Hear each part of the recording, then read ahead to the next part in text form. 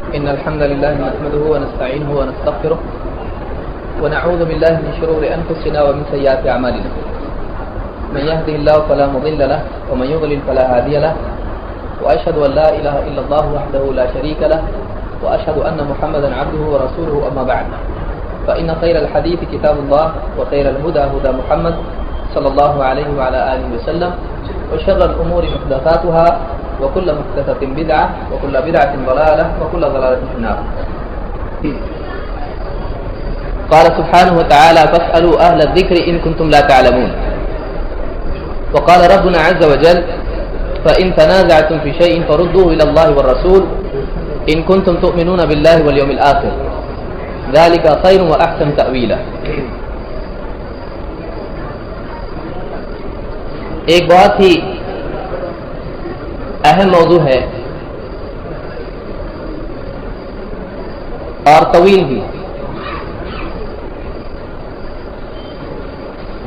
اس موضوع کے تعلق سے بنیادی بات اختصار سے میں کہوں گا کہ کیوں ہم اس موضوع پہ گفتگو کریں اور اس کی کیا اہمیت ہے کہ ہم ان باتوں کو جانیں جو آج کے درس میں ذکر ہوں گی. پہلی بات تو یہ کہ ہمارا آج کا جو موضوع ہے وہ ہے چاروں اماموں کا منہج اور ہمارا منہج. کہ جو ائمہ کرام تھے امام ابو حنیفہ رحمہ اللہ، اسی طرح سے امام مالک، امام شافعی اور امام احمد بن حنبل رحمہ اللہ، یہ جو چاروں جو ہیں ان کا کیا منہج تھا، ان کا کون سا راستہ تھا، ان کے کیا اصول تھے دین کے سلسلے میں، علم کے سلسلے میں، فتوے کے سلسلے میں، اصولوں کے سلسلے میں ان کے کیا قواعد تھے اور ہمارے کیا ہونے چاہیے اور کیا ہیں.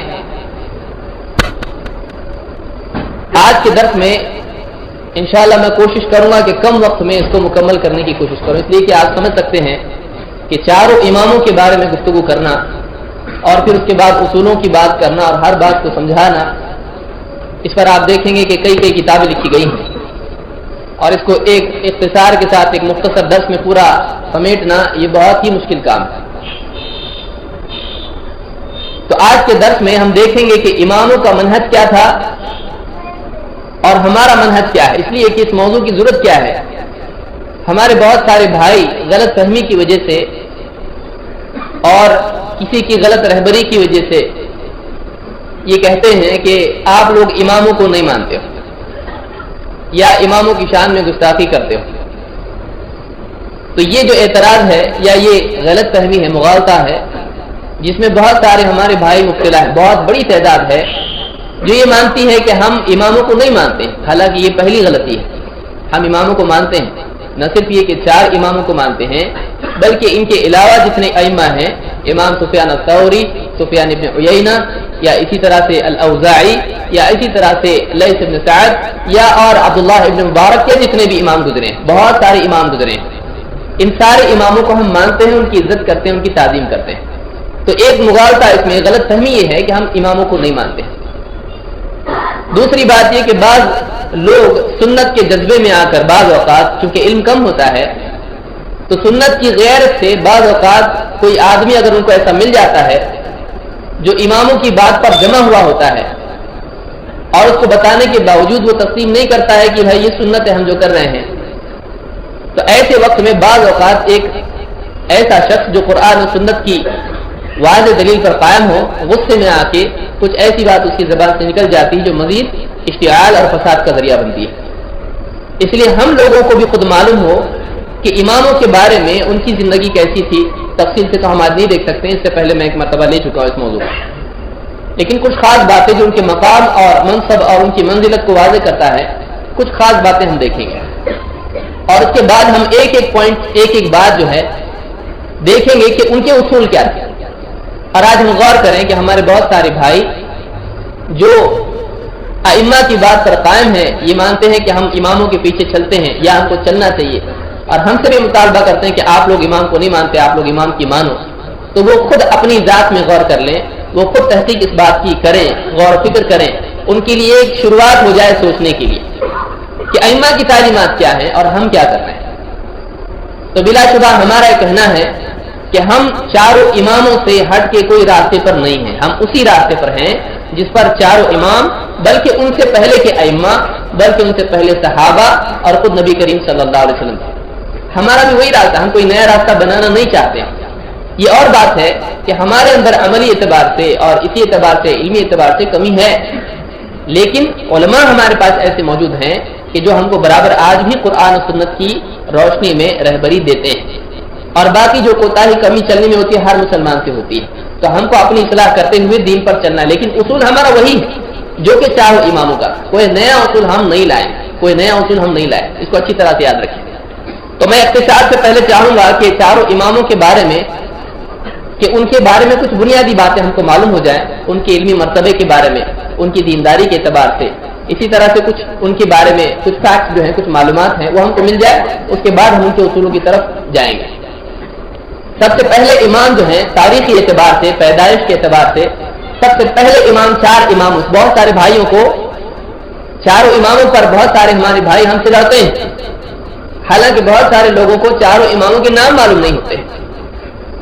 ایک انسان اگر اماموں کو مانتا ہے اور جانتا نہیں ہے، آپ بتائیے کتنی افسوس کی چیز کہ جس کے لیے لڑ رہا ہے انسان ان کے بارے میں نہیں جانتا ہو، ان کا نام تک نہیں جانتا. بہت سارے ہمارے بھائی امام ابو حنیفہ رحمہ اللہ کو مانتے ہیں، ہم بھی مانتے ہیں، لیکن وہ ان کا نام بھی نہیں جانتے. ان کا نام کیا ہے؟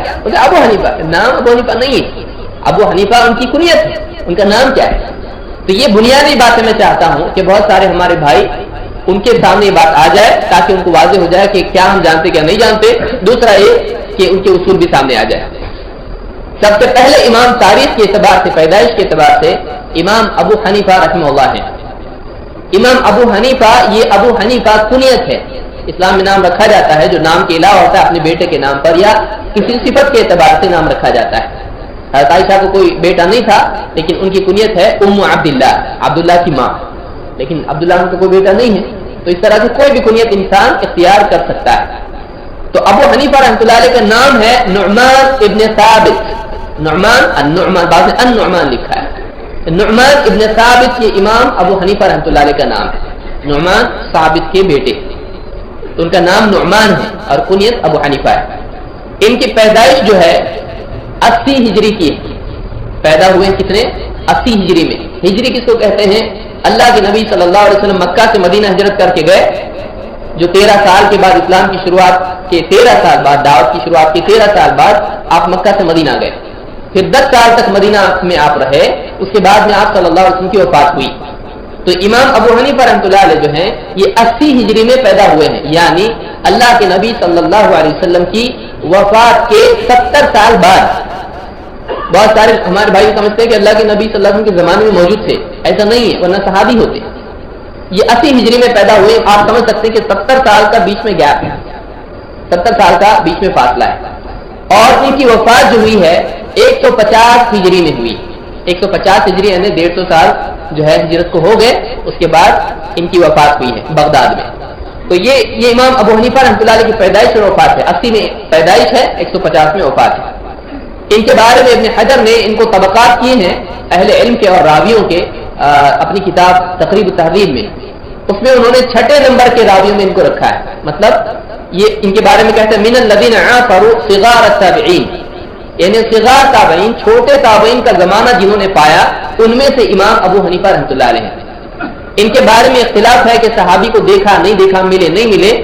عام طور سے جیسے مثال کے طور پر ابن حجر ہیں یا اسی طرح سے خطیب بغدادی ہیں یا دوسرے ہیں، انہوں نے کہا کہ اللہ کے نبی صلی اللہ علیہ وسلم کے صحابہ میں سے انس رضی اللہ تعالیٰ عنہ کو انہوں نے دیکھا ہے. انہوں نے دیکھا ہے. امام دارقطنی کہتے ہیں کہ نہیں دیکھا نہیں. تو اس طرح سے اختلاف ہے، لیکن زیادہ راجح بات یہ ہے کہ انہوں نے دیکھا ہے انس بن مالک رضی اللہ تعالیٰ کو. اس اعتبار سے یہ تابعی ہوئے، لیکن ان سے روایت کی کوئی جو ہے موقع ان کو یعنی نہیں آیا. اس طرح سے کوئی روایت ان کی نہیں ہے. انس بن مالک رضی اللہ عنہ سے ان کی روایت کا ثبوت نہیں ہے. امام ابو حنیفہ رحمۃ اللہ علیہ کے بارے میں وہ کیسے دکھتے تھے، اس بارے میں ابو یوسف جو ان کے شاگرد ہیں کہتے ہیں کان ابو حنیفہ ربعۃ من احسن الناس صورۃ.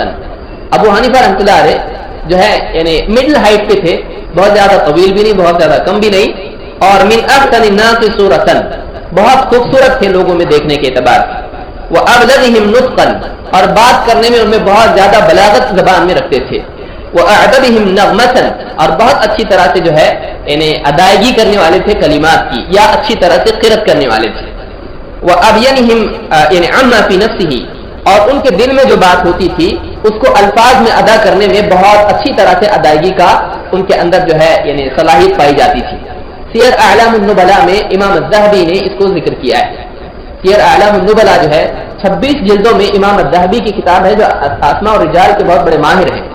ذہبی اور ابن حجر بہت مشہور عالم ہیں جنہوں نے اسماء اور رجال پہ بہت کام کیا ہے، تو ان کی کتاب ہے سیر اعلام النبلاء، بہت مشہور کتاب ہے، اکثر مواد میں نے اسی میں سے لیا ہے۔ اسی طرح سے امام ابو حنیفہ رحمۃ اللہ علیہ کی یعنی عقل اور ان کی سمجھ بوجھ کی صلاحیت کے بارے میں شریک یہ راوی ہیں، کہتے ہیں کان ابو حنیفہ طویل الصمت کثیر العقل، امام ابو حنیفہ رحمۃ اللہ علیہ بہت زیادہ چپ رہنے والے اور بہت ہی زیادہ عقل رکھنے والے انسان تھے، اس لیے کہ یعنی تقویٰ کا اور زبان کی حفاظت کا معاملہ ہو تو انسان جو ہے یعنی بہت کم بولتا ہے، بہت کم بولنے والے تھے، لیکن عقل کے اعتبار سے بہت زیادہ گہری سوچ بوجھ رکھنے والے انسان تھے۔ اسی طرح سے عبادت کے تعلق سے نہ صرف یہ کہ علم کے اعتبار سے بہت اونچے تھے، عبادت کے بارے میں ابو عاصم النبیل یہ بھی ایک راوی ہیں، کہتے ہیں کہ کان ابو حنیفہ یسمى الوتر لکثرت صلاتہ، کھوٹا جس کو ہم کہتے ہیں اوتاد، وہ فرعون ذی الاوتاد آپ جانتے ہیں قرآن میں لفظ آیا ہے، کھوٹے کو کہتے ہیں، تو جیسے کھوٹا زمین میں گاڑ دیا جاتا ہے بالکل فکس ہوتا ہے، زمین کو چھوڑتا نہیں، گرفت اس کی ہوتی مضبوط، تو کہتے ہیں اس اعتبار سے امام ابو حنیفہ رحمۃ اللہ علیہ کو بہت زیادہ نماز پڑھنے کی وجہ سے کھوٹا کہا جاتا ہے، یعنی جیسے زمین میں جو ہے خیمہ آپ نے دیکھا ہوگا ٹینٹ کے لیے جو ہے کھوٹا اس میں ٹھوکا جاتا ہے، رسی اس کو لے کے اس کو ٹھوکا جاتا ہے، تو جیسے وہ زمین پر کھڑا رہتا ہے، امام ابو حنیفہ رحمۃ اللہ علیہ اتنی نمازیں پڑھتے تھے کہ ان کو کھوٹا کہا جاتا تھا۔ اسی طرح سے ان کے تقویٰ کے بارے میں قیس ابن ربیع کہتے ہیں کان ابو حنیفہ ورعا تقیا مفضلا علی اخوانہ، امام ابو حنیفہ رحمۃ اللہ علیہ ورعا بہت زیادہ تورع والے تھے، بہت زیادہ ورع والے تھے۔ ورع کس کو کہتے ہیں کہ بہت احتیاط کرنا، حرام سے تو بچنا ہی بچنا، اس کے ساتھ ساتھ شبہ کی چیزوں سے بھی بچنا جن میں حرام ہونے کا شک ہو جائے، امام ابو حنیفہ بہت احتیاط والے انسان تھے۔ اسی طرح سے کہتے ہیں تقیًا، اللہ سے بہت ڈرنے والے اور پرہیزگاری کرنے والے، اللہ کی نافرمانی سے بہت بچنے والے، مقبلا علی اخوانہ، اپنے بھائیوں پر بہت زیادہ خرچ کرنے والے تھے، اپنے ساتھیوں پر بہت زیادہ خرچ کرنے والے تھے۔ یہی وجہ ہے کہ امام ابو یوسف رحمہ اللہ جو امام ابو حنیفہ کے شاگرد ہیں، ان کی تعلیم کا پورا خرچ جو ہے ان کو سکھاتے بھی تھے دین، اور اسی کے ساتھ ان کے جو ہے گھر کا بھی خرچہ کون چلاتا تھا؟ امام ابو حنیفہ رحمۃ اللہ علیہ۔ اب دیکھیں عام معمول کیا ہوتا ہے، استاد کو شاگرد دیتا ہے، لیکن امام ابو حنیفہ رحمۃ اللہ علیہ اتنے سخی تھے، ان کی اپنی تجارت تھی، امام ابو حنیفہ رحمۃ اللہ علیہ خود اپنے شاگردوں کے گھر چلاتے تھے، اتنے زیادہ سخی تھے۔ اسی طرح سے امام ابو حنیفہ رحمۃ اللہ علیہ کو منصور جو ہے اس زمانے میں جو یعنی والی تھا مسلمانوں کا، اس نے امام ابو حنیفہ رحمۃ اللہ علیہ کو بلایا اور قضاء کی ذمہ داری ان کو دی، یعنی کہا کہ آپ قاضی بن جاؤ، جج بن جاؤ، حکومت کے جو ہے جج بن جاؤ۔ انہوں نے کہا کہ میں ایسا جو ہے، اس نے قسم کھا لی کہ میں تو بنا کے رہوں گا۔ امام ابو حنیفہ نے بھی قسم کھا لی کہ نہیں بنوں گا، اس لیے کہ آپ جانتے ہوں گے کہ ایک زمانہ ایسا گزرا ہے کہ مسلمانوں میں جو بادشاہ ہوئے تھے یہ لوگ ظلم بھی کرتے تھے، اور اس کا حکم جو جاری کرتے تھے وہ بعض علماء کے ذریعے سے جاری کرتے تھے، قاضی کو فیصلہ کرنا پڑتا تھا، اور یہ ظلم مجور تھا، یہ ظلم تھا جس کی وجہ سے جو ہے مسلمانوں کو نقصان ہوتا تھا، لیکن اس کی ذمہ داری کس کے تھرو سے کراتے تھے؟ قاضیوں کے ذریعے سے۔ تو بادشاہ کا حکم ہوتا تھا لیکن قاضی کے ذریعے سے اس کو نافذ کیا جاتا تھا۔ تو امام ابو حنیفہ رحمۃ اللہ علیہ جانتے تھے، اور وہ ایسا نہیں بننا چاہتے تھے کہ کوئی غلط حکم یہ خود نافذ کرنے والے بن جائے، کسی کی بھی قتل کا حکم، کسی کو بھی قید کرنے کا حکم۔ تو اس نے کہا کہ آپ قاضی بنو، انہوں نے کہا کہ میں نہیں بن سکتا، اور قسم کھا لی۔ تو ان کے پاس جو ہے یعنی ربی الحاجب آئے اور کہا کہ ترى امیر المؤمنین یحلف وانت تحلف، اب المؤمنین نے حلف لے لیا ہے اور آپ بھی جو ہے قسم کھا بیٹھے کہ میں نہیں بنوں گا۔ انہوں نے کہا کہ امیر المؤمنین زیادہ آسان ہے ان کے لیے کہ اپنی قسم کا کفارہ کر لیں، میں نہیں کر سکتا، یعنی وہ اپنی قسم توڑے، میں نہیں توڑ سکتا۔ تو اس کے اوپر جو ہے اس نے یعنی منصور نے جو ہے امام ابو حنیفہ رحمۃ اللہ علیہ کو قید خانے میں ڈال دیا، اور بغداد میں قید میں وہ رہے یہاں تک کہ قید ہی میں ان کا انتقال ہوا۔ یعنی جیل ہی میں امام ابو حنیفہ رحمۃ اللہ علیہ کا انتقال ہوا، لیکن انہوں نے اخیر تک قضا کو قبول نہیں کیا۔ بعض یعنی علماء نے کہا کہ امام ابو حنیفہ رحمۃ اللہ علیہ کو زہر دیا گیا اور اس سے ان کی موت ہو گئی۔ اللہ تعالیٰ ان کو جنت میں اونچا مقام عطا فرمائے۔ تو یہ امام ابو حنیفہ رحمۃ اللہ علیہ، اگر میں ان کی پوری تفصیل یعنی ابو زہرا جو ایک بہت بڑے عالم گزرے ہیں مصر کے، انہوں نے پوری جو ہے کتاب لکھی ہے امام ابو حنیفہ رحمۃ اللہ علیہ کے بارے میں، تو کوئی پڑھنا چاہتا ہے تو اس کو پڑھ سکتا ہے، دوسرے بھی علماء نے لکھی ہے۔ یہ اختصار ہے امام ابو حنیفہ رحمۃ اللہ علیہ کے بارے میں۔ ان کے علم کے بارے میں اتنی بات کافی ہے کہ عبداللہ ابن مبارک رحمہ اللہ کہتے ہیں، جو کہ بہت بڑے امام گزرے ہیں، بہت بڑے عالم گزرے ہیں، وہ کہتے ہیں کہ اگر ابو حنیفہ اور سفیان الثوری رحمہ اللہ نہیں ہوتے تو میں عام لوگوں کی طرح ایک آدمی ہوتا، آج میری اتنی قدر نہیں ہوتی جتنی آج ہو رہی علم کی وجہ سے۔ تو ان سے میں نے علم لیا ہے، ابو حنیفہ اور سفیان الثوری۔ امام ابو حنیفہ فقہ میں بہت ماہر تھے، آیتوں سے احادیث سے استنباط کرنے کی بہت اونچی صلاحیت رکھتے تھے۔ اسی وجہ سے امام مالک نے ان کے بارے میں کہا کہ میں ایسے آدمی سے ملا ہوں کہ جو اگر اس جو ہے مسجد کے پلر کو سونا ثابت کرنا چاہے تو اتنی صلاحیت رکھتا ہے کہ اس کو ثابت کر سکتا ہے، یعنی اپنی بات اور اپنی زبان پر اتنا ماہر ہے۔ بعض لوگ اس کو غلط میننگ میں لیتے ہیں، لیکن یہ بات صحیح نہیں، بلکہ اس کو جو ہے یعنی امام شافعی کے بارے میں بھی کہا گیا ہے کہ وہ اتنی زبان کے ماہر تھے اور اپنی بات ثابت کرنے میں اتنے جو ہے ماہر تھے کہ ان کے بارے میں امام مالک کہتے ہیں کہ ایسا آدمی کہ اگر مسجد کے پلر کو سونے کا ثابت کرنا چاہے تو وہ بھی کر سکتا ہے، یعنی اس کو اپنی زبان پر اتنی قدرت ہے، لیکن ایسا کرتے وہ نہیں تھے۔ دوسرے امام مالک ابن انس ہیں، مالک ابن انس ابن مالک ابو عبداللہ المدنی الفقیہ، یہ 93 ہجری میں پیدا ہوئے، یعنی امام ابو حنیفہ کے 13 سال بعد پیدا ہوئے، 13 سال چھوٹے ہیں امام ابو حنیفہ سے، یعنی انہی کے زمانے میں موجود تھے۔ اور ان کی وفات جو ہے 179 ہجری میں ہوئی، یعنی اگلے دوسری صدی میں ان کی وفات ہوئی ہے اخیر میں، تو 179 میں ان کی وفات ہوئی ہے۔ اور ابن حجر نے ان کو 7ویں طبقے میں رکھا، امام ابو حنیفہ کو 6 میں، ان کو 7ویں میں، کہتے ہیں من کبار اتباع التابعین، اتباع تابعین میں سے کبار یعنی بڑے اتباع تابعین، تبع تابعین جس کو ہم کہتے ہیں، تو بڑے تبع تابعین میں سے ہیں جنہوں نے تابعین کا زمانہ پایا اور تابعین سے علم حاصل کیا، لیکن جنہوں نے بہت زیادہ تابعین کو پایا ان میں سے کون ہے؟ امام مالک بن انس رحمہ اللہ۔ اسی طرح سے ان کے بارے میں الذهبی کہتے ہیں کہ وَنَقَلَ غَيْرُ وَاحِدٍ، ایک سے زیادہ لوگوں نے امام مالک کے بارے میں کہا أَنَّهُ كَانَ طُوَالًا جَسِيمًا عَظِيمَ الْهَامَةِ أَشْقَى، کہ امام مالک جو ہیں یہ بہت اونچے قد کے تھے، اچھی خاصی ہائٹ ان کی تھی، اور اسی طرح سے بہت بھاری بھرکم جسم والے تھے۔ اسی طرح سے ان کے بارے میں کہتے ہیں کہ ابیض الراس واللحیہ عظیم اللحیہ، اور ان کا جو سر جو ہے یعنی سفید بال ہو چکے تھے، اور یعنی داڑھی بھی جو تھی ان کی سفید ہو چکی تھی، اور بہت گھنی داڑھی امام مالک کی تھی، گھنی داڑھی امام مالک رحمہ اللہ کی تھی۔ اسی طرح سے کہتے ہیں کہ افلا یعنی سر سے بال کچھ کم ہو گئے تھے، جیسے بڑھاپے میں بات کی عمر میں سر سے بال ختم ہو جاتے ہیں، تو ان کے سر پر سے جو ہے بال کچھ حصے میں ختم ہو چکے تھے۔ وَكَانَ لَا يُخْفِي شَارِبَهُ وَيَرَاهُ مُثْلًا، اور مونچھ کو جو ہے بہت زیادہ کم، جیسے آج مونتے ہیں لوگ، اس طرح سے جو ہے بہت زیادہ پست نہیں کرتے تھے، بلکہ جو ہے مونچھوں کو چھوڑ دیتے تھے اس طرح سے، اور کہتے تھے عمر رضی اللہ تعالیٰ ایسا ہی کرتے تھے، تو اس لیے امام مالک بھی جو ہے مونچھوں کو چھوڑتے تھے، پورے بھولتے نہیں تھے جیسے بعض لوگ کرتے ہیں، اور کہتے تھے یہ مطلع ہے، جیسے ناک کان کاٹنا ہوتا ہے جنگ میں، ویسے یہ بھی کرنا ہے کہ ایک آدمی پوری مونچھیں مون دے تو یہ ایسے ہی۔ اسی طرح سے ابو عاصم کہتے ہیں کہ ما رأيت محدثا احسن وجها من مالک، میں نے امام مالک سے بڑھ کے کوئی خوبصورت چہرے والا محدث نہیں دیکھا۔ تو امام مالک بھی بڑے خوبصورت تھے، اور ظاہر بات ہے مدینہ میں رہتے تھے، اور اتنے یعنی اس خاندان سے تھے جو شروعات سے دین کی طرف تھا، اور پیدائشی طور پر تقویٰ کے اعتبار سے بھی اور نورانیت اپنے اندر لیے ہوئے تھے، بہت خوبصورت تھے۔ علمی اعتبار سے یہ بات جاننا ضروری ہے کہ امام مالک امام شافعی کے استاد ہیں، بہت سارے لوگوں کو بات نہیں معلوم ہوگی، امام مالک جو ہیں یہ استاد ہیں امام شافعی رحمہ اللہ کے۔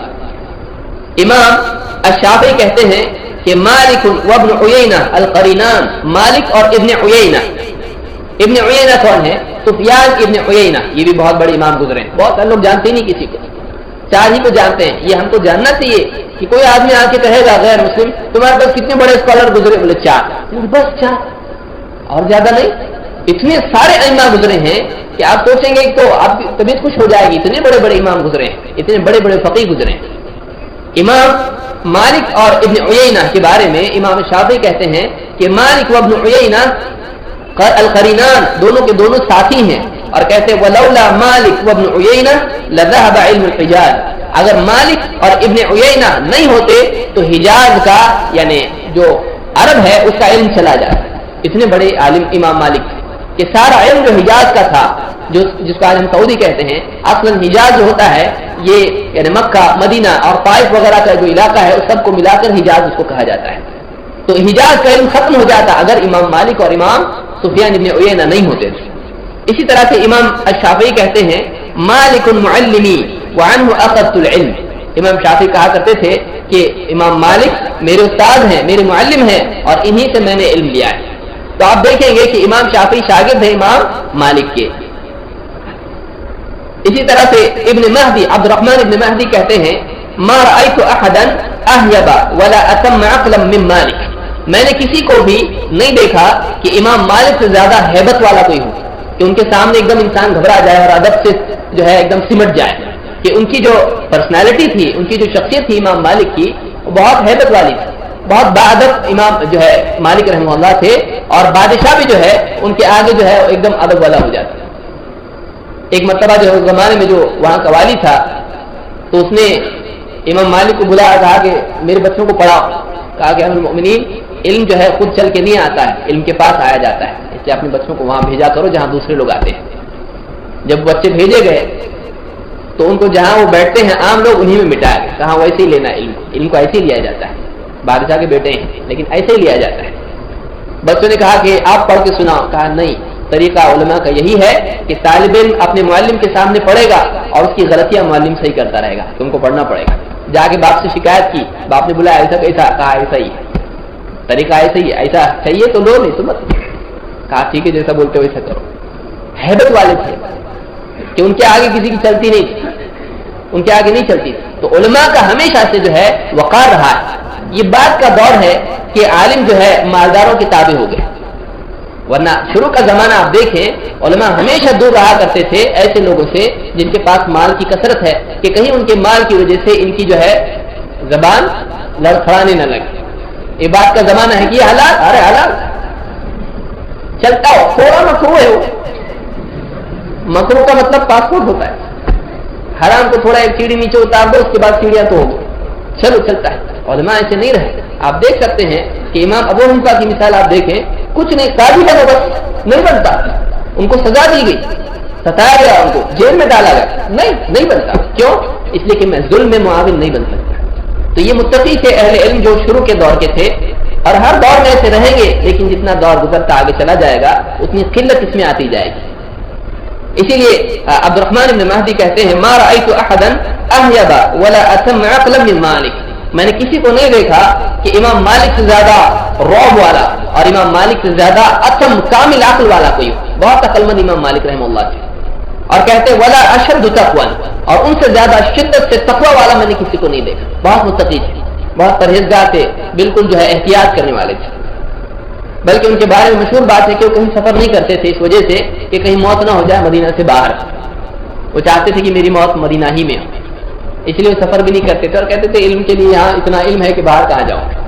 تو آپ سوچیں کہ اتنے زیادہ علم والے امام مالک تھے کہ علماء نے کہا کہ ساری کتابوں کی حدیث کی اصل جو موطا امام مالک ہے.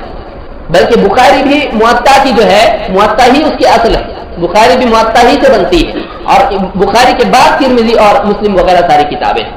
تو اصل جو کتاب ہے، بنیادی کتاب اگر کوئی ہے تو موطا ہے. اور آپ یاد رکھیں اس بات کو، ابواب کی ترتیب پر کتاب صلاح، کتاب فلاں، کتاب الوضو وغیرہ جو بھی ابواب ہوتے ہیں کتابوں میں، پہلی کتاب اسلامی تاریخ میں جو لکھی گئی وہ امام مالک کی موطا ہے. پہلی کتاب جو ابواب اور فقہی ترتیب پر لکھی گئی وہ امام مالک کی کتاب ہے. تو ان کے سلسلے میں امام البخاری کیا کہتے ہیں؟ امام البخاری رحمہ اللہ کہتے ہیں اصح الاسانید مالک عن نافع عن ابن عمر. سب سے زیادہ صحیح ترین سند اگر کوئی ہے زمین پر، معتبر سب سے زیادہ حدیث اگر کوئی ہے تو وہ کیسی حدیث کی سند سے آتی ہے؟ امام مالک روایت کرتے ہیں نافع سے اور نافع روایت کرتے ہیں عبداللہ ابن عمر رضی اللہ تعالیٰ عنہ سے، اور وہ اللہ کے نبی صلی اللہ علیہ وسلم سے. دیکھیے امام مالک کے اور اللہ کے نبی صلی اللہ علیہ وسلم کے بیچ میں کتنے لوگ آتے ہیں؟ دو ہی. آپ سوچیں امام مالک کے اور اللہ کے نبی صلی اللہ علیہ وسلم کے بیچ میں دو لوگ کون؟ ایک تو نافع، دوسرے عبداللہ بن عمر. تو نافع سے امام مالک ڈائریکٹلی روایت کرتے ہیں اور وہ عبداللہ بن عمر سے، اور عبداللہ بن عمر اللہ کے نبی صلی اللہ علیہ وسلم سے. تو کہتے ہیں سب سے معتبر ترین حدیث اگر کوئی ہوتی ہے تو وہ اس سند سے ہوتی ہے جس میں امام مالک کا نام آتا ہے. مالک عن نافع عن ابن عمر عن رسول اللہ صلی اللہ علیہ وسلم. تو اس کا قول ہے امام بخاری رحمۃ اللہ علیہ کا. اسی طرح سے امام مالک رحمہ اللہ کا قرآن سے تعلق یہ تھا کہ ابن وہب کہتے ہیں، عبداللہ ابن وہب، قیل لاخت مالک، امام مالک کی بہن سے پوچھا گیا ما کان شغل مالک فی بیتہ، امام مالک گھر میں کرتے کیا تھے، گھر میں کیا شغل مصروفیت تھی؟ کہتی تھی کہ قالت المصحف والتلاوہ، مصحف لیتے تھے، تلاوت کرتے تھے. قرآن کی تلاوت کا خاص اہتمام امام مالک رحمہ اللہ کرتے تھے. ان کے تواضع کا حال کیا تھا کہ جو آدمی جس کی سب مانتے ہوں تو اس میں اثر پیدا ہو جاتی ہے. امام مالک رحمۃ اللہ علیہ کے سامنے سندل ایک راوی ہیں، کہتے ہیں کہ انہوں نے امام مالک سے پوچھا ایک مسئلے کے بارے میں تو انہوں نے جواب دیا. امام ذہبی نے اس کو ذکر کیا سیر اعلام النبلاء میں. امام مالک نے جواب دیا تو انہوں نے کہا کہ انت من الناس احیانا تخطی واحیانا لا تصیب، کہ آپ انسانوں میں سے ہیں، کبھی آپ غلطی کرتے ہیں، کبھی آپ کی بات صحیح ہوتی ہے، کبھی نہیں بھی ہوتی ہے. قال صدقت هكذا الناس، انہوں نے کہا کہ ہاں ایسے ہی لوگ ہوتے ہیں، ان کی بات کبھی صحیح ہوتی کبھی صحیح نہیں بھی ہوتی ہے. یہ نہیں کہا کہ ارے اتنا بڑا عالم ہے اور میری بات کو غلط بول رہا. آج ایک عام آدمی جس کو حدیث کی کتابوں کے 10 نام بھی معلوم نہیں ہوتے ہیں مفتی بن کے نکلتا ہے. کوئی آدمی اگر بتایا صاحب آپ کی بات تھوڑی غلط ہے، آپ سوچ کے بولیے کیا صحیح ہے کہ غلط بول رہے آپ. ارے ہماری زبان جو ہے اس سے نکلنے والی بات تیر کی طرح ہوتی، گیا تو واپس نہیں آتی. ایک عام آدمی اس کی بات کو کوئی غلط بتائے کہ آپ کی بات غلط بھی ہو سکتی ہے، وہ تب نہیں میری بات غلط نہیں ہو سکتی، گویا کہ نبی ہے. لیکن آپ دیکھیں امام مالک رحمۃ اللہ علیہ اتنی تواضع والے تھے کہ ان کے سامنے اس شخص نے کہا کہ آپ انسانوں میں سے ہیں، آپ کی بات کبھی صحیح ہوتی کبھی نہیں بھی ہوتی ہے. کہا کہ ہاں لوگ ایسے ہی ہوتے ہیں کہ ان کی بات کبھی صحیح ہوتی ہے کبھی غلط ہوتی ہے. انہوں نے نہیں کہا کہ میری ہر بات صحیح ہوتی ہے. اسی طرح سے امام مالک کے بارے میں مشہور واقعہ ہے کہ امام مالک رحمۃ اللہ علیہ جو ہے یہ ان کا فتویٰ تھا کہ زبردستی کی طلاق نہیں ہوتی ہے. جو مکرہ کی جو طلاق ہوتی ہے واقع نہیں ہوتی. کوئی آدمی ہے اس کے سر پر تلوار رکھ دے اگر طلاق دے بیوی کو اور وہ کہے کہ ٹھیک ہے طلاق، تو اس کی طلاق نہیں ہوتی ہے. ہمارے یہاں پر ہمارے ملک میں بعض احناف کہتے نہیں ہوتی ہے. امام مالک کا فتویٰ یہ تھا کہ نہیں ہوتی ہے. تو یہاں پر جو ہے یعنی اس زمانے میں جو والی تھا مدینہ کا تو اس کے وہ جو ہے لوگوں سے عہد دیتا تھا اور زبردستی عہد دیتا تھا اس طرح کہ میں نے اگر خیانت کی بادشاہ سے تو میری بیوی کو طلاق، میں نے اگر نہیں مانی اس کی تو میری بیوی کو طلاق. تو اس طرح سے جو ہے عہد لیا جاتا تھا کہ دیکھو تم حکومت میں بات مانو گے، ہر بات مانو گے، اگر تم نے نہیں مانی خیانت کی گڑبڑ کی تمہاری بیوی کو طلاق، تو ہر آدمی کو کرنا پڑے گا. تو امام مالک کا فتویٰ تھا کہ ایسی طلاق نہیں ہوتی ہے. تو امام مالک کو اس پر ستایا گیا، یہاں تک کہ امام مالک کو جو ہے یعنی ان کا جو ہاتھ ہے اس کو باندھ کے گھسیٹا گیا اور کھینچا گیا اور ان کو جو ہے سوار کیا گیا سواری کے اوپر اور کہا کہ بولو لوگوں میں مالک ہوں اور میں نے ایسی غلطی کی ہے.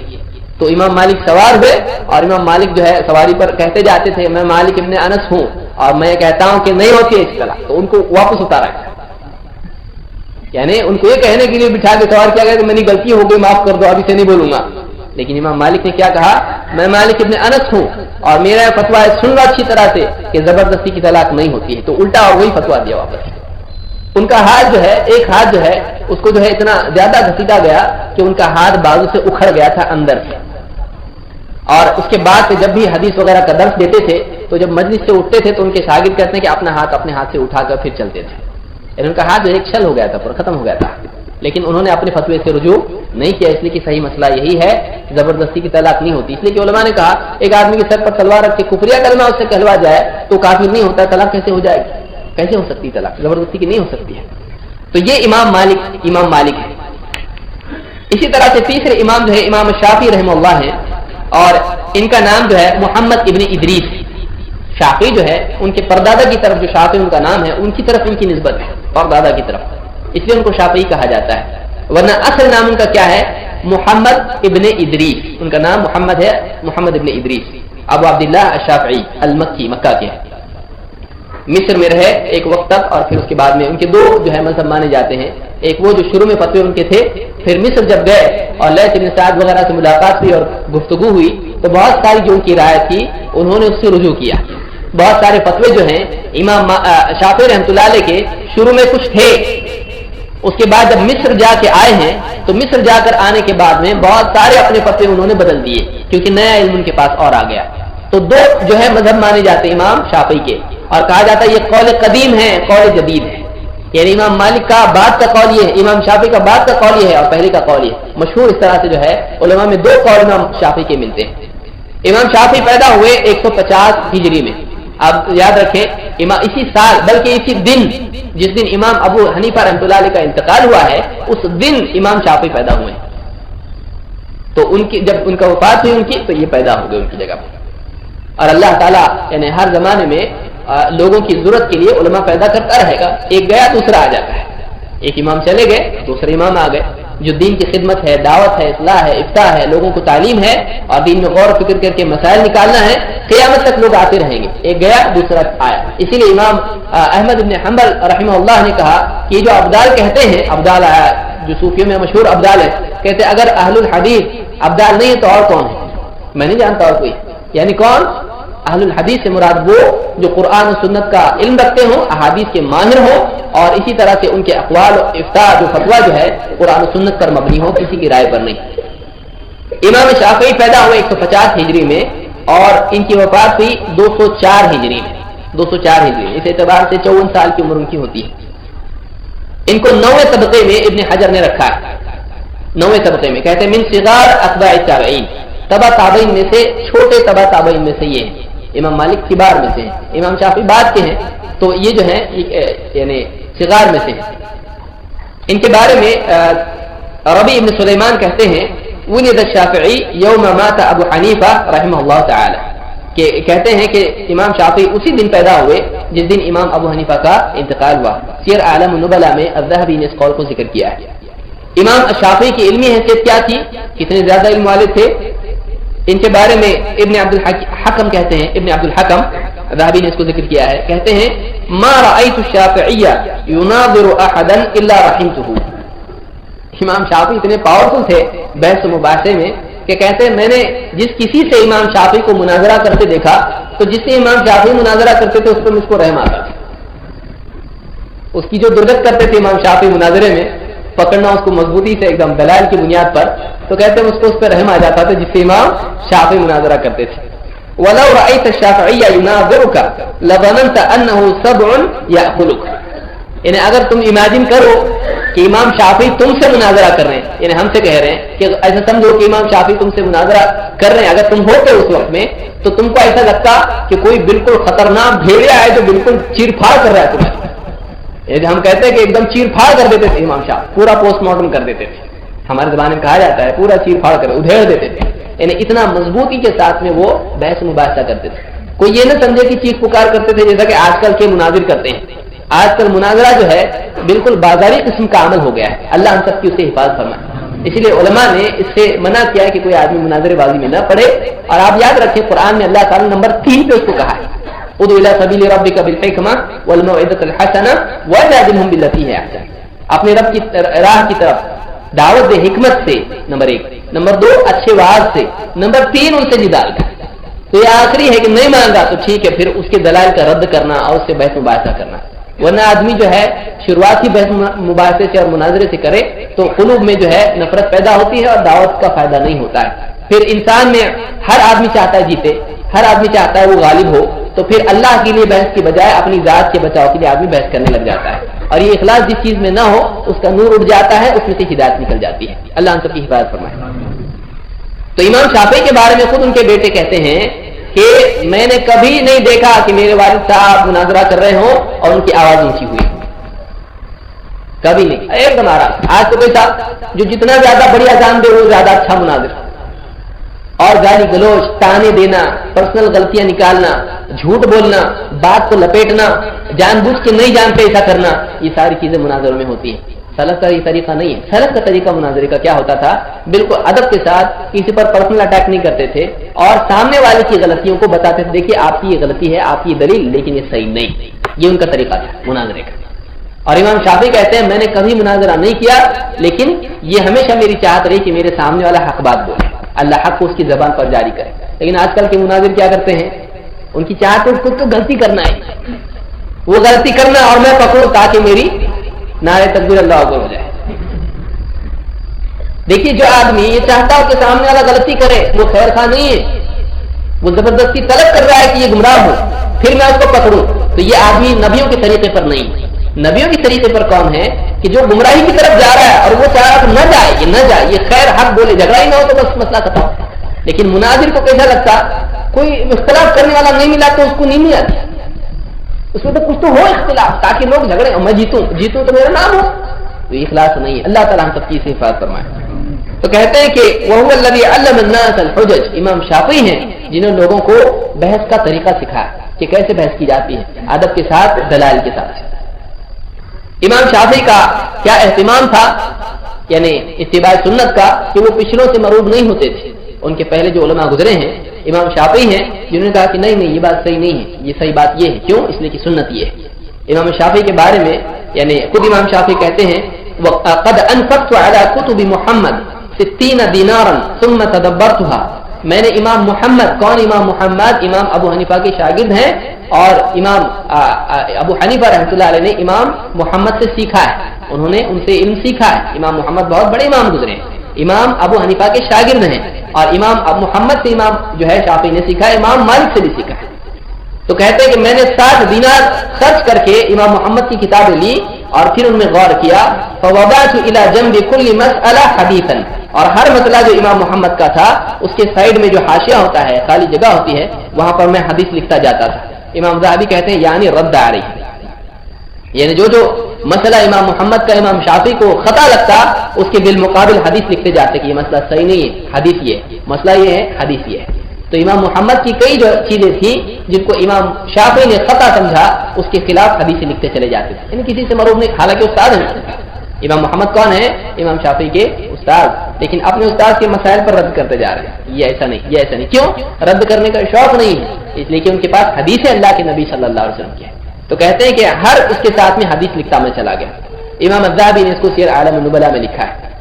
اسی طرح سے امام شافعی جو ہیں یہ ایسے لوگوں میں سے نہیں تھے جن کا مشغلہ صرف حجت بازی ہو اور دشمنی اور منافرت پیدا کرنا ہو، بلکہ یونس الصدفی کہتے ہیں جن کی اکثر بحث ہوئی ہے امام شافعی سے، کہتے ہیں ما رأیت اعقل من الشافعی، میں نے امام شافعی سے زیادہ عقل والا کبھی نہیں دیکھا، کامل عقل والا انسان۔ کہتے ہیں ناظرته یوما فی مسألۃ ثم افترقنا، ایک دن ہمارا مناظرہ ہوا ایک مسئلے میں، بحث ہوئی ہمارے ایک مسئلے میں، پھر ہم بحث ختم ہوئی، ہم اٹھ کے الگ الگ ہو گئے۔ وَلَقِيَنِي فَأَخَذَ بِيَدِي، پھر ہماری ملاقات ہوئی کچھ وقت بعد میں، تو امام شافعی نے میرا ہاتھ پکڑا اور کہا یا ابا موسیٰ، اے ابو موسیٰ، الا يستقيم ان نكون اخوانا وان لم نتفق في مسألة، کہا کہ اے ابو موسیٰ کیا یہ بات صحیح نہیں ہے کہ ہم چاہیں کسی مسئلے میں ہمارا اختلاف ہو لیکن پھر بھی ہم بھائی باقی رہیں؟ دیکھیے یہ سلف کا طریقہ ہے، ہمارے بڑے علماء ایسے ہیں۔ کہا ٹھیک ہے اپنے اختلاف ہے نا مسئلے میں، ہم نے بات چیت کی، سالو نہیں ہوا، ٹھیک ہے اختلاف باقی رہا، لیکن کیا ہم بھائی باقی نہیں رہ سکتے؟ ہمارا قصور اور سلف کا طریقہ اس میں فرق کیا ہے؟ آج عام طور سے لوگوں کا حال کیا ہوتا ہے کہ مسائل کے اختلاف کو جھگڑا بنا دیتے ہیں۔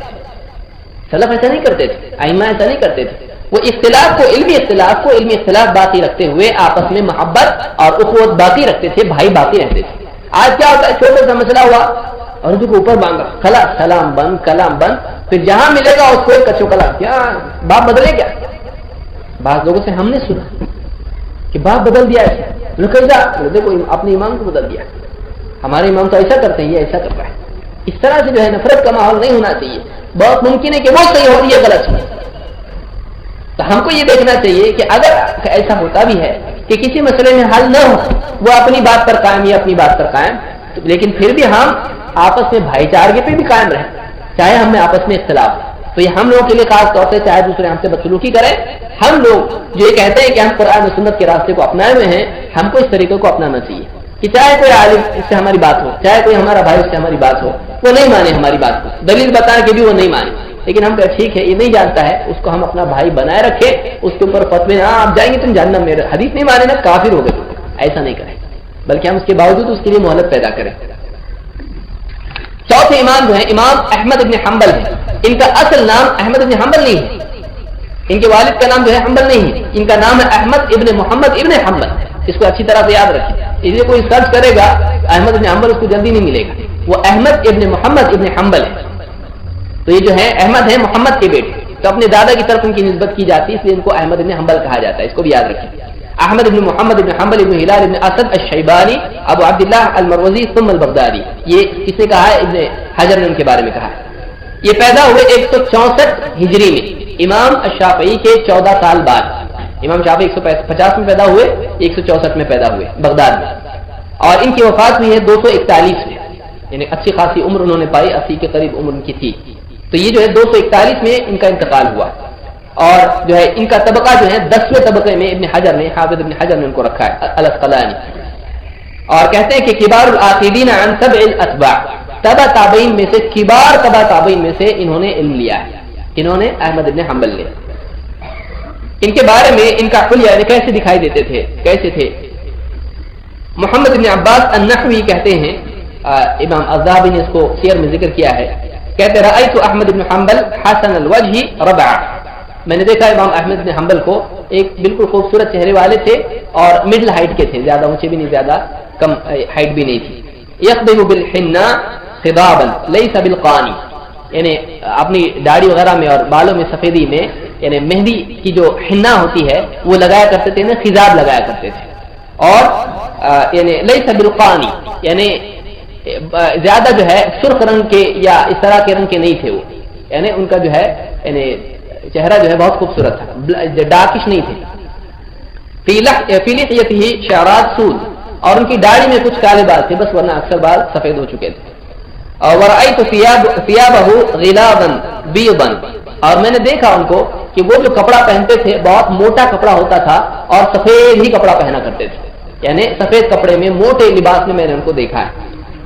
اور کہتے ہیں کہ ورأیتہ معتما وعلیہ ازار, اور میں نے ان کو دیکھا کہ اپنے سر پر جو ہے امامہ ڈالے ہوئے رہتے تھے اور ازار پہنے ہوئے رہتے تھے. ازار یعنی تہبند, جس کو ہم لنگی ہمارے یہاں بولتے ہیں, عرب میں عام طور سے لوگ یہ پہنا کرتے تھے.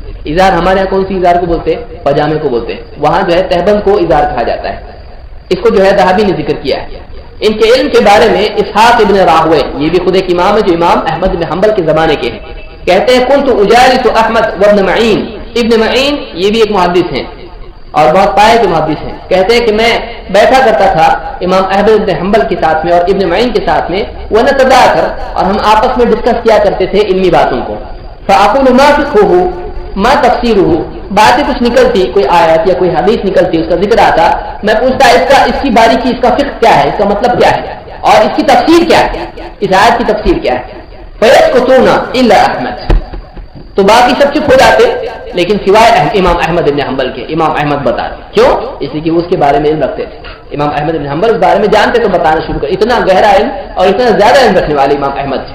اسی طرح سے امام الشافعی جو امام احمد کے استاد, دیکھیے پوری لنک ہے. امام مالک استاد امام شافعی کے, امام شافعی استاد امام احمد بن حنبل کے. امام شافعی جو استاد ہیں کہتے ہیں خرجت من بغداد, میں بغداد سے نکلا, فما خلفت بها رجلا افضل ولا اعلم ولا افقه ولا اتقى من احمد بن حنبل. میں جب بغداد میں نے چھوڑا ہے تو اپنے پیچھے کوئی آدمی امام احمد بن حنبل سے افضل, زیادہ علم والا, زیادہ سمجھدار, گہری سمجھ رکھنے والا اور زیادہ فقیہ اور زیادہ تقوی والا اپنے پیچھے امام احمد بن حنبل سے بڑھ کر کسی کو نہیں چھوڑا. سب سے زیادہ علم والے, سب سے زیادہ فقہ والے, سب سے زیادہ تقوی والے, سب سے زیادہ افضل میرے پیچھے اگر کوئی ہے تو میں نے بغداد میں امام احمد بن حنبل کو چھوڑا ہے. اسی طرح سے ان کے بارے میں ابو اسحاق الجوزجانی کہتے ہیں کان احمد ابن حنبل یصلی بعبد الرزاق فصحى. امام احمد بن حنبل کے زمانے کے دوسرے ایک امام ہیں اور ایک امام عبد الرزاق جو کہ محدث ہیں. کہتے ہیں کہ امام احمد بن حنبل نے امام عبد الرزاق کے ساتھ نماز پڑھی اور امامت کی تو نماز میں بھول گئے. کون؟ امام احمد بن حنبل. نماز میں ان کو سہو ہو گیا, سجدہ سہو ہم کرتے ہیں, سہو ہو گیا ان کو نماز میں. فسأل عنه عبد الرزاق, امام عبد الرزاق نے پوچھا کیا بات ہے, کیسے بھول گئے نماز میں. فأخبر أنه لم يأكل منذ 3 أيام شيئا, تو ان کو بتایا گیا کہ اس لیے بھول گئے تھے کہ 3 دن سے امام احمد بن حنبل نے کچھ کھایا نہیں ہے. 3 دن سے بھوکے ہیں کہ سیر نہیں, بالکل پیٹ خالی, تو پھر کیا ہوگا, بھول گئے نماز میں, کمزوری آ گئی تو اس کی وجہ سے بھول گئے. اتنا زیادہ زہد والی زندگی گزارا کرتے تھے, بہت کم کھاتے تھے امام احمد بن حنبل.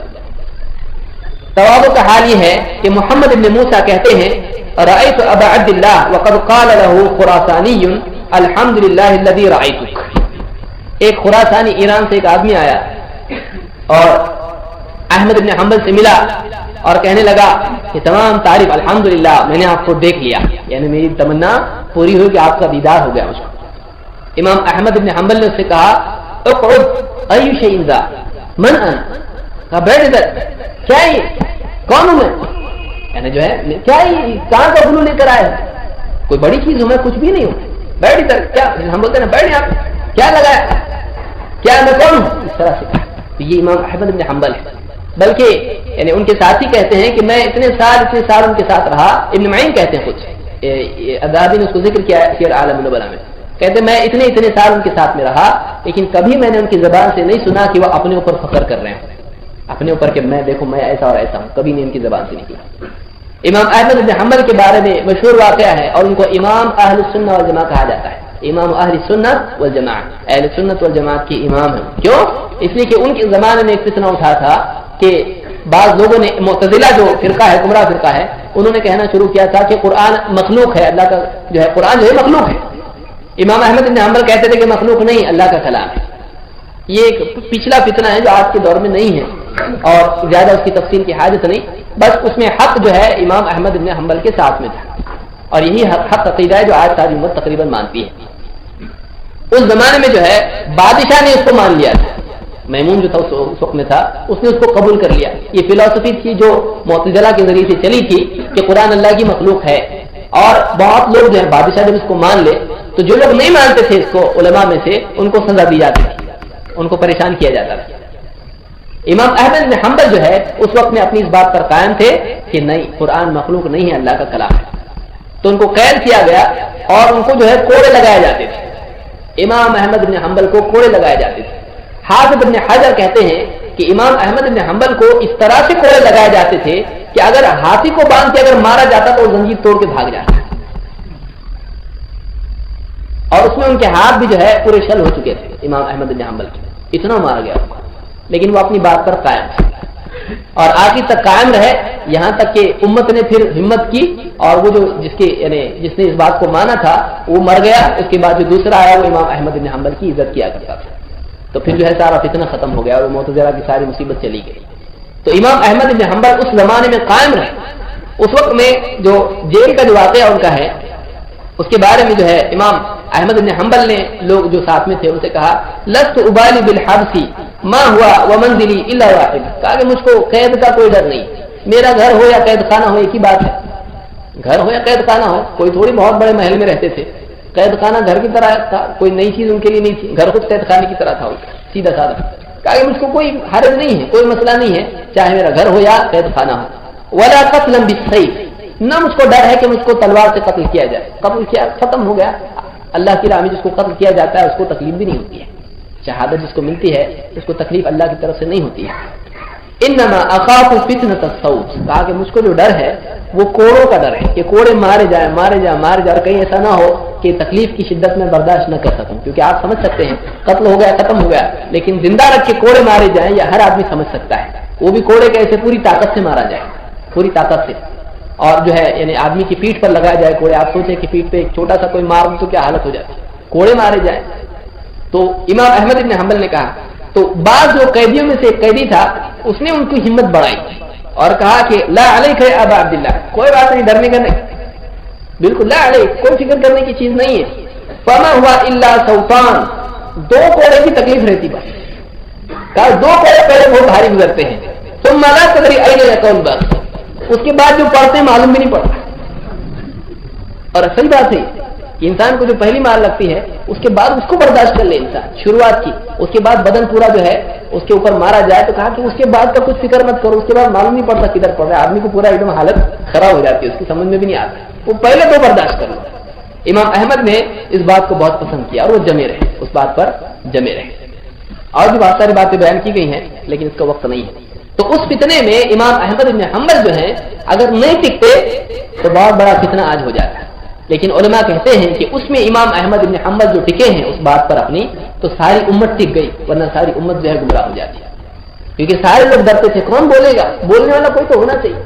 اس وقت میں امام احمد بن حنبل اکیلے تھے جو اس وقت میں کھڑے رہے کہ نہیں وہی بات صحیح جو قرآن و سنت سے. تو دیکھیے چاروں امام ہیں، امام ابو حنیفہ، امام مالک، امام شافعی اور امام احمد بن حنبل.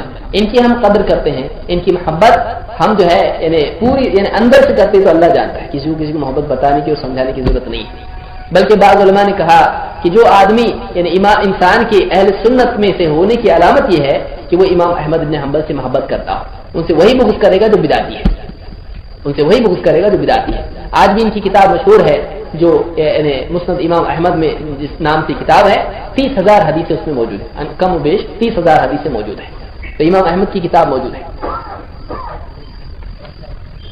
اب ہم دیکھتے ہیں کہ ان کا منہج کیا ہے. امام ابو حنیفہ، امام شافعی اور امام مالک اور امام احمد بن حنبل کا منہج کیا ہے. منہج کا مطلب ہوتا ہے ان کے اصول کیا ہے، ان کا طریقہ کیا ہے، ان کا راستہ کیا ہے. اس سلسلے میں کچھ باتیں میں کچھ جو ہے یعنی ہیڈنگز کے ضمن میں ذکر کروں گا، اور اس میں سارے اماموں کی جس کے لیے اقوال مجھ کو ملے ہیں. اس لیے کہ وقت بہت کم ہے، اس لیے میں بہت سرعت کے ساتھ جلدی جلدی بیان کر رہا ہوں. علم کیا ہے؟ علم الکتاب والسنہ، یہ علم اصل علم کیا ہے؟ قرآن و سنت علم ہے. امام شافعی رحمۃ اللہ علیہ فرماتے ہیں کل متکلم علی الکتاب والسنۃ فهو الجد وما سواه فهو هذیان. امام الذهبی نے اس کو ذکر کیا ہے، کہتے ہیں کہ ہر وہ آدمی جو بات کر رہا ہو کتاب و سنت کے بیس پہ بات کر رہا ہو تو یہ بات کچھ سمجھداری کی بات ہے، ورنہ کوئی آدمی اگر اس کے سوا بات کر رہا ہو کچھ بھی تو وہ ہذیان ہے. ایسا ہے جیسے ایک آدمی پاگل پن میں بڑبڑا رہا. کون کہہ رہا ہے؟ امام شافعی رحمۃ اللہ علیہ. امام شافعی کے نزدیک کون سی بات ویلیو رکھتی ہے؟ جس کی بنیاد کتاب و سنت پر ہو. جس کی بنیاد کتاب و سنت پر نہ ہو کہتے وہ ہذیان ہے. یعنی ایسا کہ کوئی آدمی پاگل پن میں یا کوئی آدمی نیند میں بے سوچے سمجھے بول رہا ہو جس کی کوئی ویلیو نہیں. اب بتائیے کہ آدمی سویا ہوا ہے، انہوں نے کہا جاؤ دودھ لے کے آؤ، تو جائیں گے دودھ لانے؟ ایک گلاس پانی لاؤ، سویا ہوا ہے جا کے آپ لائیں گے؟ نہیں. چائے والے نیند میں بول رہے ہیں پانی میں کیا، تو کوئی نہیں جاتا ہے. کیوں؟ سوئے ہوئے، بلکہ مسکراتا ہے کہ نیند میں بات کر. وہ یہ نہیں کرتا اللہ نے حکم دیا بات کی مانو تو جا کے جلدی سے پانی لے کے آؤ فریج کا، نہیں، وہ کہتے تو نیند میں بات کر رہے. تو امام شافعی کہتے ہیں کہ جس بات کی بنیاد کتاب و سنت پر نہیں ہے وہ کیا ہے؟ ویسے جیسے کوئی پاگل پن میں یا نیند میں بڑبڑا رہا. اسی طرح سے عقیدے و عمل میں لازم ہے کہ کوئی بھی بات، کوئی عقیدہ اختیار کیا جائے تو کتاب و سنت میں ہونا چاہیے. کوئی مسئلہ استنباط کیا جائے تو اس کی بنیاد کتاب و سنت میں ہونا چاہیے، اس کے مخالف نہیں ہونا چاہیے. اس بارے میں امام شافعی رحمہ اللہ کہتے ہیں صفات کے سلسلے میں، اللہ کی صفات، اللہ کیسا ہے. کوئی آدمی اپنی طرف سے کچھ بھی بولنے لگ جاتا ہے ایسے جیسے بس فلسفی کوئی ناول لکھ رہا ہے. اللہ کے بارے میں کچھ نہیں بول سکتے ہیں. اللہ کے بارے میں کلام کرنے میں ہم کو بہت احتیاط کرنا چاہیے اور کتاب و سنت ہی کی بنیاد پر ہم کو کلام کرنا چاہیے. امام شافعی سے پوچھا گیا اللہ کی صفات کے بارے میں اور ان کا کیا عقیدہ ہے، کیا کس چیز پر وہ ایمان لاتے ہیں اللہ کے بارے میں. تو انہوں نے کہا للہ اسماء و صفات، اللہ کے کچھ نام ہیں، اللہ کی کچھ صفات ہیں. جاء بها کتابہ واخبر بها نبیہ صلی اللہ علیہ وسلم امتہ، اللہ نے اپنی کتاب میں اس کو ذکر کیا ہے اور اللہ کے نبی صلی اللہ علیہ وسلم نے اپنی امت سے وہ باتیں بیان کی ہیں. یعنی کہاں ہے اللہ کی صفات اور اللہ کی جو ہے ناموں کا ذکر؟ کتاب و سنت میں. کہتے ہیں لا یسع احدا قامت علیہ الحجہ ردها، جس آدمی پر حجت قائم ہو جائے، اس کے سامنے حق واضح ہو جائے، اس کے لیے اس کی بالکل گنجائش نہیں کہ وہ اس کا انکار کرے. لأن القرآن نزل بها وصح عن رسول اللہ صلی اللہ علیہ وسلم القول بها، اس لیے کہ قرآن نازل ہوا ہے اس علم کے ساتھ میں، ان باتوں کے ساتھ، اور نبی کریم صلی اللہ علیہ وسلم سے وہ قول صحیح ثابت ہو چکا ہے. فإن خالف ذلك بعد ثبوت الحجة عليه فهو كافر. کہتے ہیں جس پر حجت ثابت ہو جائے، اس کے سامنے کتاب و سنت کا علم آ جائے اور اللہ کے بارے میں کلام واضح ہو جائے، کوئی آدمی اگر اس کی مخالفت کرتا ہے تو کہتے ہیں وہ کافر ہے. اور کہتے ہیں فَأَمَّا قَبْلَ ثُبُوتِ الْحُجَّةِ فَمَعْذُورٌ بِالْجَهْلِ، لیکن اگر اس پر دلیل واضح نہیں ہوئی ہے اور کوئی آدمی غلطی پر ہے تو وہ جہالت کی وجہ سے معذور ہے، اس کو ہم کافر نہیں کہتے. اور یہی ہمارا مذہب ہے، یہی ہمارا طریقہ ہے. ہم کہتے ہیں کہ اللہ کے بارے میں اپنی عقل چلا کے کوئی فلسفی نہیں چلے گی. کیوں؟ امام شافعی رحمۃ اللہ علیہ جو ہیں انہوں نے ایک اہل کلام میں سے جو ہوتے ہیں فلسفی والے، ایک اس میں پڑھ گئے تھے ان کے جو ہے ان کے زمانے کے ایک عالم، انہوں نے کو بٹھایا، کہا کیا علم ہے اللہ کے بارے میں؟ کہا کہ دیکھو یہ انہوں نے کہا وہ استنجا کے مسائل معلوم ہیں؟ کہا کہ ہاں. کہا بتاؤ. تو انہوں نے کچھ مسائل بتائے، امام شافعی نے اس کو کراس کر دیا اور ان کے جواب کو فیل کر دیا، اور ہر جواب وہ جو دیتے تھے ان کو امام شافعی فیل کر دیتے تھے، ان کی ہر بات کو فیل کرتے تھے۔ ایڈ میں وہ تھک گئے، کہا دیکھو یہ انسان کے کلام کا معاملہ ہے، اس میں آدمی ایسا کر سکتا ہے جب انسان اپنے بارے میں جب کلام کرتا ہے، اپنی زندگی کے بارے میں بات کرتا ہے، اس کو کراس کیا جا سکتا ہے۔ تم اپنی طرف سے اللہ کے بارے میں کچھ کہنے لگ جاؤ گے، اس کو بھی کراس کیا جا سکتا ہے، تو مت کہو وہ سوائے کتاب و سنت۔ تو کہتے ہیں کہ اللہ کے بارے میں جب کلام کرنا ہے تو کتاب و سنت ہی کی بنیاد پر ہونا چاہیے، اپنی طرف سے کچھ نہیں کہہ سکتے ہیں۔ اسی طرح سے کہتے ہیں الاصل قرآن او سنت، اصل کیا ہے، بیس کیا ہے، اصول جس پر سارے مسائل کی بنیاد رکھی جائے، کہتے ہیں الاصل قرآن او سنت، اصل یا تو قرآن ہے یا تو سنت ہے۔ فَإِن لَمْ يَكُنْ فَقِيَاسٌ عَلَيْهِمَا، اگر نہ قرآن میں مسئلہ ہو نہ سنت میں مسئلہ ہو تو پھر ان دونوں کے بیس پر قیاس کیا جائے گا۔ قیاس کا کیا مطلب ہے، عقل چلا کر کچھ بھی کرنا نہیں۔ مثلا کوئی مسئلہ قرآن اور سنت میں ایک آدمی کو نہیں ملے بعینی ہی اس زمانے کے اعتبار سے، جیسے مثلا کوئی آدمی بیئر کے بارے میں پوچھے، بیئر پی سکتے کہ نہیں پی سکتے، اب کوئی عالم صاحب بولیں گے حرام ہے بیئر، وہ آدمی کہے گا بیئر قرآن میں بیئر حرام ہے، ایسا ہے کیا، حرمت علیکم البیئر ایسا کچھ ہے، کوئی ایسا نہیں قرآن میں۔ اب کوئی آدمی گمراہ ہونا چاہے تو کہتے قرآن میں ہے نہیں بیئر حرام۔ عالم صاحب کو کیا کرنا چاہیے، اس کو عالم صاحب کہیں گے دیکھو اللہ کے نبی صلی اللہ علیہ وسلم نے کہا کل مسکر خمر و کل خمر حرام، ہر نشے والی چیز خمر ہے اور ہر خمر کیا ہے، حرام ہے۔ خمر کس کو کہتے ہیں، عمر بن خطاب رضی اللہ عنہ کرتے ہیں لغت کے اعتبار سے، خمرہ اسی پر سے ہے، الخمر ما خامر العقل، خمر اس کو کہتے ہیں جو عقل پر پردہ ڈال دے، عقل پر پردہ ڈال دے، تو جس کی عقل جو ہے اس کے اوپر پردہ آ جائے پھر وہ یعنی گالی گلوچ کرنے لگے، کچھ بھی باتیں کرنے لگے، بڑبڑانے لگے، تو یہ جو ہے خمر ہے۔ تو آج چاہے بیئر ہو یا کوئی بھی ڈرنک ہو، اگر آدمی بھنگ ہو، بھنگ ہے کہ قرآن کے اندر ذکر، بھنگ کا ذکر نہیں، بھنگ پی کے آدمی کتنے رنگ دکھاتا ہے۔ آپ کوئی آدمی آپ کا ہاتھ پکڑ کے بولتے ہیں نا قرآن حدیث میں بتاؤ کدھر ہے بھنگ کا، کدھر ذکر ہے، تو اس کا مطلب بھنگ حلال، تو اس کو کہا جائے گا کہ دیکھو قرآن سنت میں بات ہم کو ملتی ہے، سنت میں اللہ کے رسول صلی اللہ علیہ وسلم نے فرمایا کہ جس میں نشہ ہے وہ حرام ہے، تو نشے کی علت جو ہے اس کی بنیاد دیکھی جائے گی، وہ نشہ صرف اس زمانے میں ہوتا تو صرف اس کو نہیں دیکھا جائے گا، بلکہ اصل وجہ منع کی کیا ہے، نشہ۔ تو آج کسی بھی چیز سے تم کو نشہ ہوتا ہے تو وہ حرام ہے، سمجھ میں آئی بات، تو اس کو قیاس کہتے ہیں۔ تو ایسی چیزیں ساری حرام ہو جائیں گی جو بعد کے دور میں نکلی جائیں۔